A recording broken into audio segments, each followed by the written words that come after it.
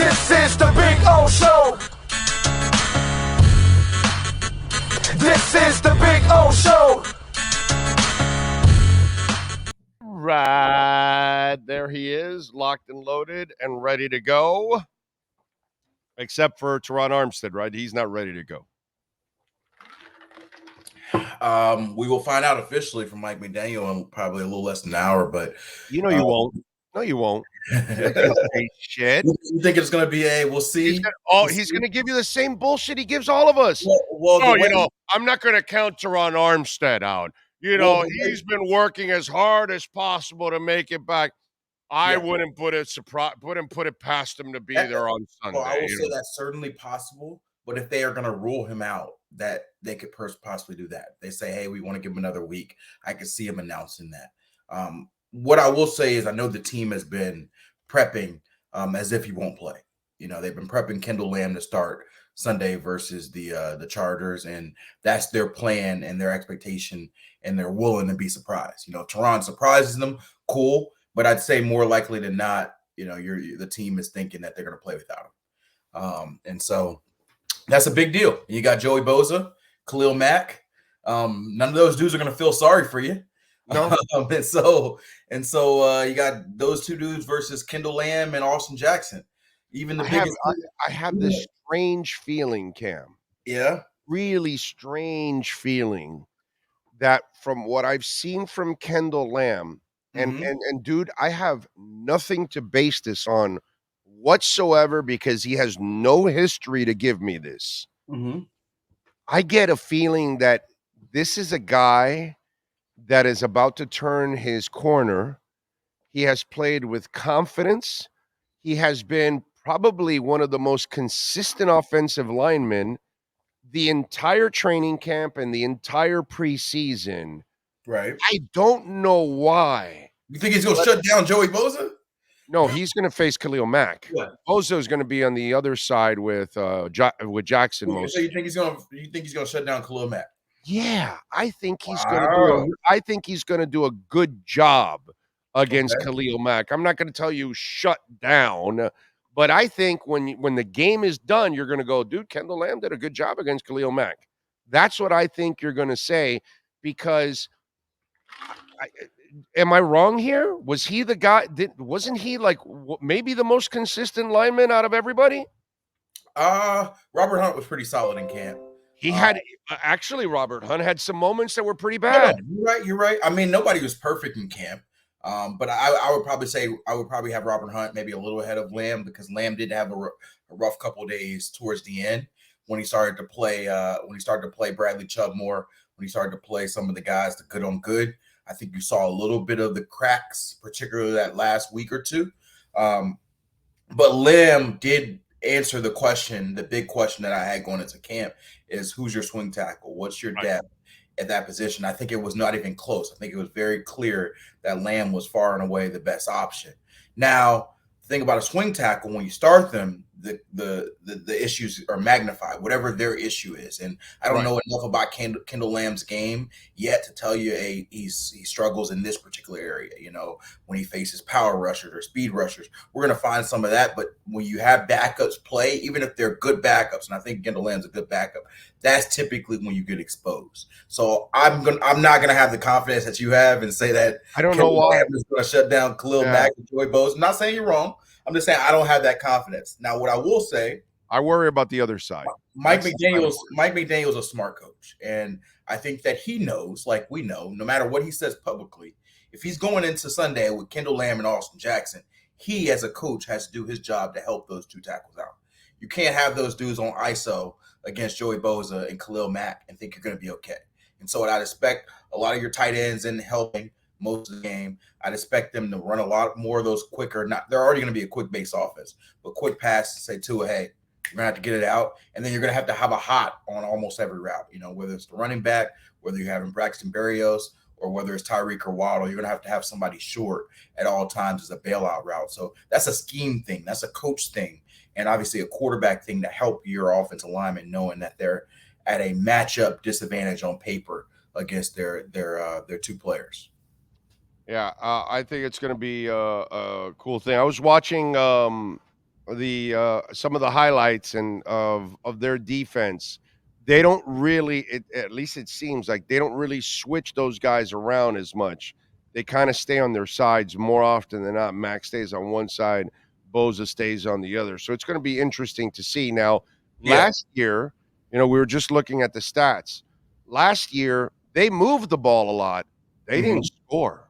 Mm-hmm. And so, as beat up as that defense was in the secondary and all that stuff, they were still able to keep them out of the end zone. And they only lost by 6 points in that game.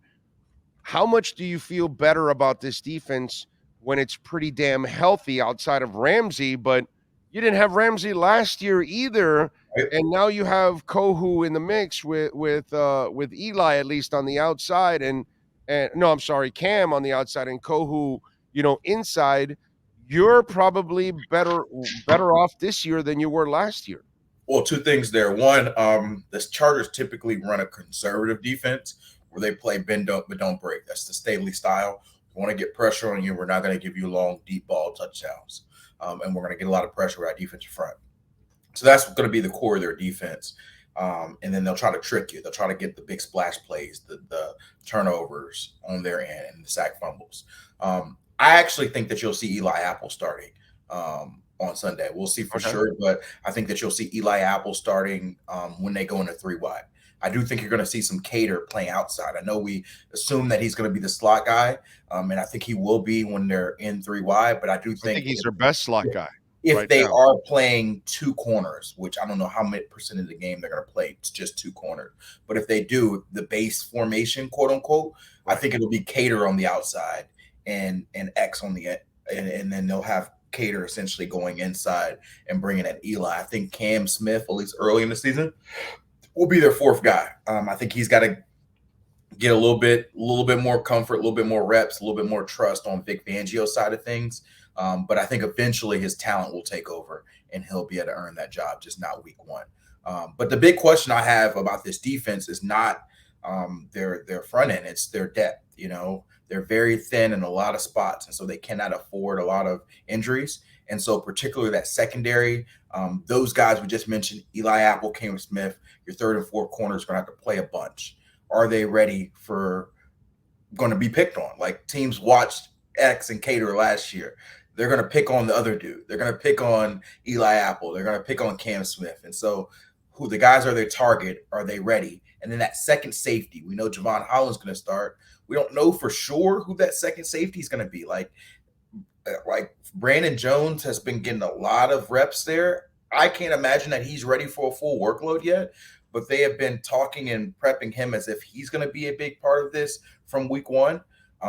Rome McKinley, who has that relationship with Javon Holland, he's been getting a lot of reps. And so I think early on, we were thinking it's going to be Elijah Campbell, and maybe it will be when he's back from injury, and Deshaun Elliott, who has been the quote-unquote healthy guy there. But we've been seeing a lot more of Brandon Jones and Rome McKinley. And so I think you'll see more of a rotation. Can either of those guys separate themselves and be that guy? To me, those are the questions that I think the Chargers will try to exploit, because that front 7, I don't have many questions about them having a lot of success. Yeah. Well, I think that this defense has got more pass rushers.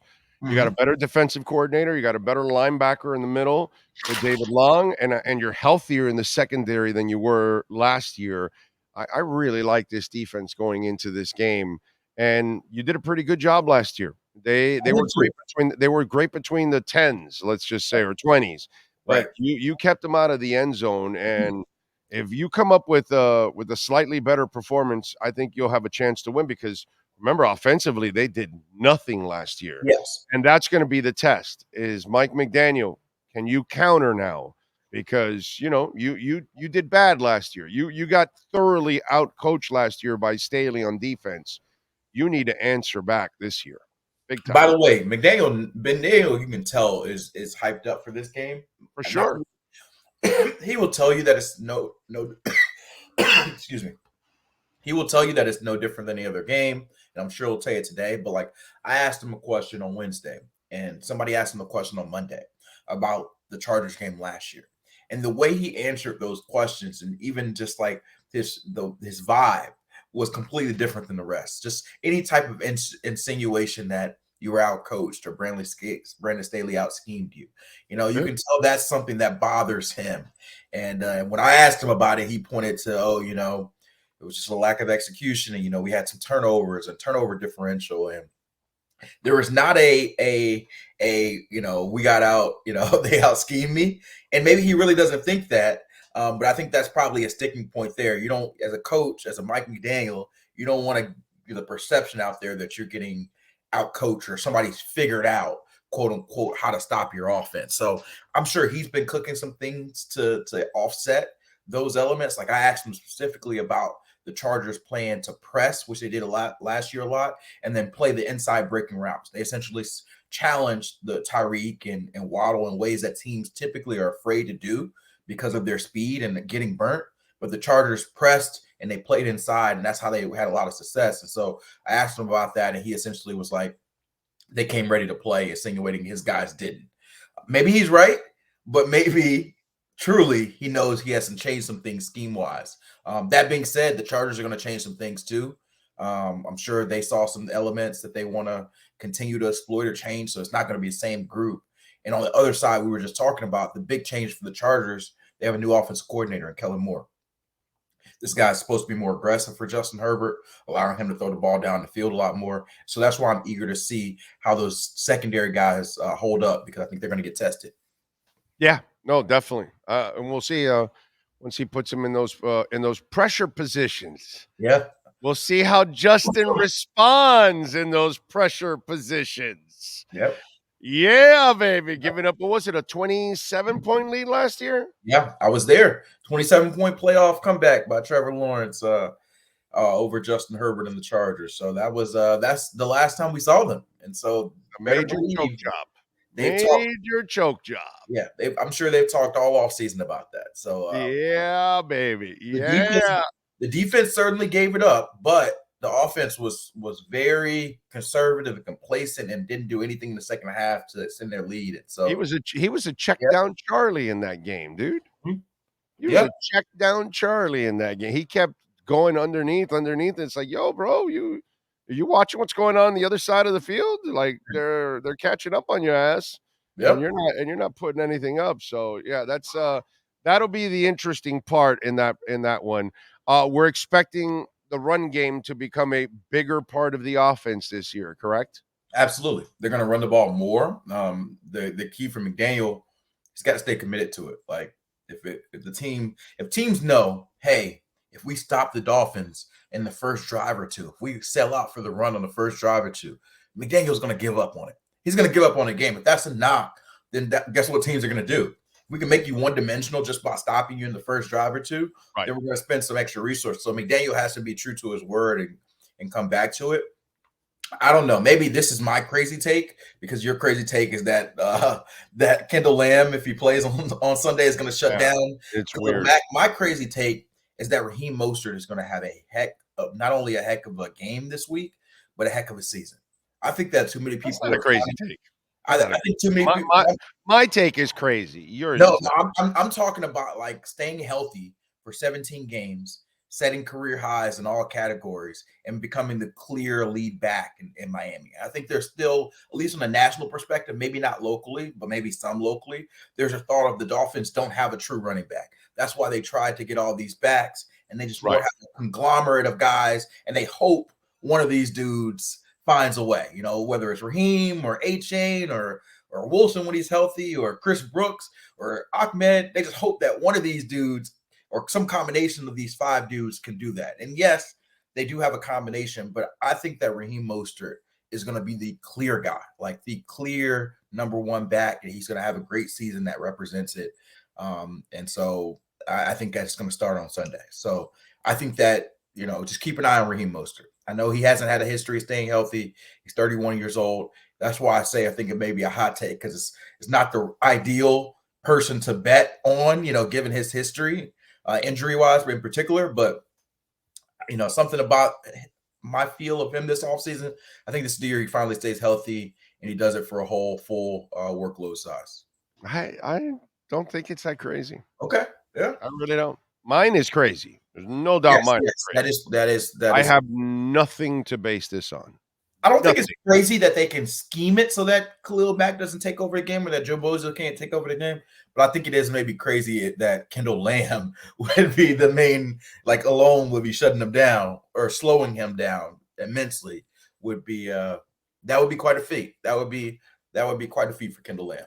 I just kind of feel that it looks like he's finding his way as a player. I think he's finding his identity as a professional. And this might be his first year because he's had a rough 4 years. He's bounced around. Yep. Is this like his third or fourth team or something? It's at least his third. I'm not sure how many. Yeah, right? At least his third. Yeah, if I remember, he's been on several teams in a very short time. Yeah.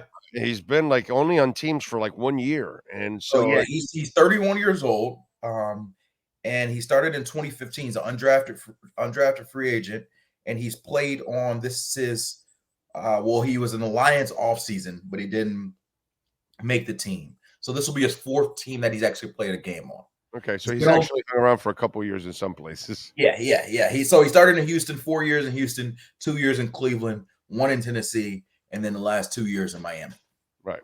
Yeah. Oh, yeah. Because last year, right, he was here. Yeah. That's right. Yeah. That's right. They picked him up. But one more thing about the run game, and I like whether I'm right about Rheaume or not. The Chargers, and they've done a lot to try to improve this offseason, were one of the worst rush defenses in football. Yeah. And remember, that was one of the few things that went right for them in the Chargers game. They had some success running the ball. The Chargers gave up more yards per carry to running backs than any team in football last year. Any team. And so I think that's going to be a big part of this diet. Obviously, you're going to get a lot of Tyreek and Waddle, but I think this run game is going to be a way for them to maybe offset some of the scheme elements that the Chargers play up. They want to play super aggressive.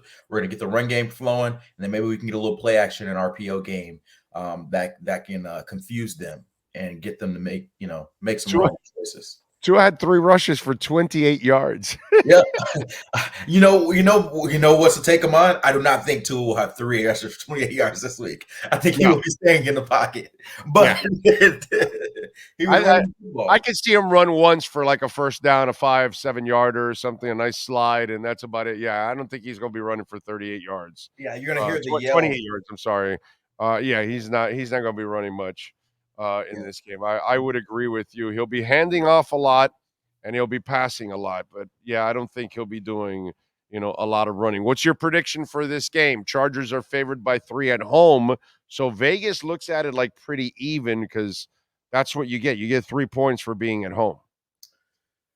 This is going to be an interesting one, man, because I could definitely see the Dolphins losing it. And if they do lose it, I would suggest fans not overreact because I think it's a long season. But I do think the Chargers have some, it's never going to happen. Week 1, you lose, everything's going wrong, panic. You know how it's going to work, right? But I do telling them not to overreact is not going to help. It's not going to get anywhere, bro. They're going to overreact big time. I do think that I'm a little concerned about, like I mentioned, the defensive depth and the defensive secondary, especially early on in the season. And so that would be my concern. And if the Chargers do win on Sunday, I'd imagine it's because the defense is not fully Vic Fangio loaded yet. Everybody doesn't have it fully yet in game mode. And Justin Herbert has a brilliant day. So that would be my go there. By the way, stats for this season right now, things aren't going well for Pat Mahomes. He's got the worst record in the league. He's got the most interceptions in the NFL. He's got more incompletions than any QB in the NFL right now. He's averaging a pick 6 per game, and he's never beaten Jared Goff. I mean, the season's been pretty bad for Pat Mahomes. Yeah, I got to tell you. And let me tell you, if Kadarius Toney, I used to call him Ryan Tannehill. Yeah. Well, we could call him Kill Darius Toney or Kadarius Tony Kill, however it is, but that guy single-handedly lost that game yesterday. All by himself, he lost that game. Detroit didn't win that game. Mahomes didn't lose that game. Andy Reid didn't lose. They didn't lose because they didn't have Travis Kelce. They didn't lose because they didn't have Chris Jones. They lost because they had Kadarius Toney on their team. So that might have been one of the worst games I've ever seen a wide receiver play. Right? And it's funny because I missed it because I was going to get pizza. We had some folks over at the crib yesterday. But apparently in pregame, Jason Garrett said something about Kadarius Toney being one of the greatest receivers of all time, and he just hadn't got the opportunity. I have to get the exact quote, but I was told this by a buddy who was over yesterday. And He's super talented. He is super and he talented. proceeded to just play awful. Yeah. Awful. And the whole all season, it's been a mantra, and I agree with it because I think Patrick Mahomes is incredible. But it's like, it doesn't matter who Patrick Mahomes as a receiver because he's Patrick Mahomes. He'll figure it out, right? That's Catch the damn ball, bro. And he almost did. There was a 4th and 25 where literally he hits the dude right in the hand for 27 yards and he drops it. And it showed that even Patrick Mahomes needs relatively competent receivers. Doesn't need to be Tyreek Hill, but dudes who at least can get open and catch the ball. I felt bad for it. I said 3 times during the game, just a waste of talent. Just a waste of talent. Disappointed. I feel Pat because Pat's such a good leader. He knows when he comes to the sideline, he's got to have great facial expressions. He's got to tell them, hey, don't worry, you'll get it next time. But I could just feel the disappointment at sometimes when he threw passes where he's got dudes hanging on his legs and he's throwing a 30-yard pass and it hits him right in the hands and he drops it. And I just feel him like, no, why did you let me down? And so that is certainly a concern. This is a team that I'd imagine if it continues like this, they will be very active at the trade deadline and trying to find a guy for Pat. Cedric Wilson, bro. Let's go. Let's go. Dolphins. Think about it. Think about this, dude. He's missing Mecole Hardman. Guys just like that. Yeah. The simple guys that were surrounding Tyreek, they're not even there anymore. Right. You know what I'm saying? And those guys would have made a huge difference. You know, Sky Moore played well last year. Last night he screwed it up also. He really did. Yeah, it's just Darius Toney, Sky Moore, Justin Ross is not playing. I wanted to see more of him. Justin Watson had a few nice catches. Maybe he ends up being the guy that he trusts, but it's a bunch of young dudes. And the idea is somebody has to step up. Somebody says, you know what? There's no Tyreek Hill. There's no Travis Kelce. I'm going to be the guy. And nobody was the guy. Nobody, the moment was too big for all of them. Right. And so that's a major concern for me because I thought, especially Sky Moore had got rave reviews this offseason. Yeah, dude. And that's why I'm a little careful on the preseason stock because I didn't visit Kansas City, but I was reading a lot of the beat reporters, reading a lot of the notes and nuggets, and it was like Sky Moore's ready. Year 2, he's a different receiver. He's got a different connection. He knows the offense. He's going to play every snap, and you can play every snap. But if you don't catch the ball, if you don't run the right routes, then Pat's not gonna throw you the ball. And so I think Sky Moore had 4 targets, no catches. He had 1 carry in the backfield. Kadarius Toney probably had just as many drops. It's rough. It's rough. So they get Travis Kelce back eventually, and they're the Chiefs. They'll be fine. They're still gonna be a playoff team, but there's clearly a huge flaw there with the Chiefs that's a group that's downgraded. That was already a group that was a weakness, but they've downgraded. Last year, at least they had Juju, who was there and give them some games occasionally. At least they had Mecole Hardman when he was healthy. And so those 2 guys leave, and it does not seem like any of the new guys have been ready to replace them. And you mentioned Juju, and bro, the Patriots, they don't know how to draft receivers or sign receivers. That story that came out of New England now, that Juju's knee's about to explode or some shit like that, and they gave him a 3-year, $25 million deal, and $17 million guaranteed or some crap like that. Yeah, and they're tied to that contract now. Oh my god, dude, that's a mess. But on the Chiefs side, it gets to a point for Kadarius Toney, and I think this is the year. Either you shit or get off the pot, bro. Right? Because you were a failure for the Giants. And you've had a lot of injury history, and now you're going to also do this shit too. That's why I just kind of think that it's not a good situation for Kadarius. He better wake up quickly, bro. Yeah, quickly because Man, Marino would have never given him that many chances in one game. Right. Yeah. Marino would have said, "Get the hell out of here. I'm not throwing to you." He would have told Aaron Rodgers, Peyton Manning either. Like, these are dudes that, and I get Pat's a nice guy. And the other part of it is you probably didn't have a lot of options. He needed him, right? He need these dudes throughout the season. But eventually you make those many mistakes, even the nicest dude is going to say, "Hey, coach, I can't play with him in there. I can't trust him.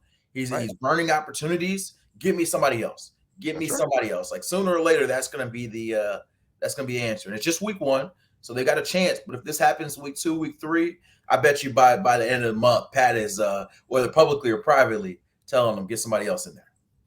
Follow him on Twitter at Cameron Wolfe. Catch his work there at the NFL Network. Cam, as always, thank you, my man. We will catch up next week. Enjoy your weekend. Appreciate you. Thank you, sir. We unleashed the Wolf Pack.